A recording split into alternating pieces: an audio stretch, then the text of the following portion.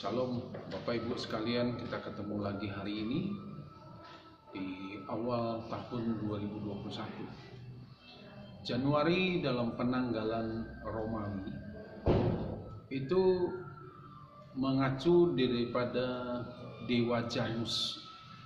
Dari Dewa Janus itulah kemudian muncul kata Januari. Januari juga berarti pintu. Nah, Dewa Janus itu dewa yang dipercaya dalam mitologi Yunani, bahwa dewa ini memiliki dua muka, bukan bermuka dua, tapi memiliki dua muka. Satu muka menghadap ke depan dan satu muka menghadap ke belakang. Jadi Januari dipilih sebagai bulan yang pertama, salah satunya mengacu kepada dewa ini. Kita tahu di awal tahun dan Desember adalah kita sudah mengakhiri tahun yang lalu. Kita tidak bisa hidup dalam masa lalu.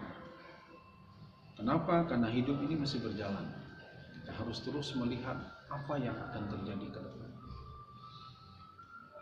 Kita perlu mengingat sedikit apa yang sudah pernah terjadi di masa lalu. Tetapi kita tidak bisa hidup di masa lalu itu. Nah, mengawali tahun ini, ada banyak memang tantangan di depan kita.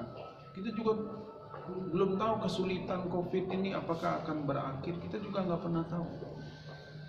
Tetapi mari dengan satu semangat, dengan satu pengharapan bahwa Tuhan ada bersama-sama dengan kita, bahwa ada tangan Tuhan yang kuat yang pernah membawa orang Israel keluar dari Mesir, tangan Tuhan yang kuat yang menuntun mereka di padang gurun. Dan meskipun ada yang binasa, tapi tangan Tuhan yang kuat juga kemudian membawa orang Israel ini, generasi itu, masuk ke tanah Kanaan.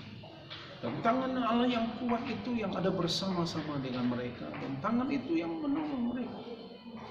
Nah, bukankah Tuhan juga berjanji Dia menyertai kita? Dia Allah yang Immanuel, Tuhan yang bersama-sama dengan kita. Ada tangannya yang kuat yang menuntun kita melangkah dari hari demi hari, minggu, bulan, dan sampai kita melewati tahun ini. Untuk itulah kita perlu terus memiliki pengharapan kepada Tuhan.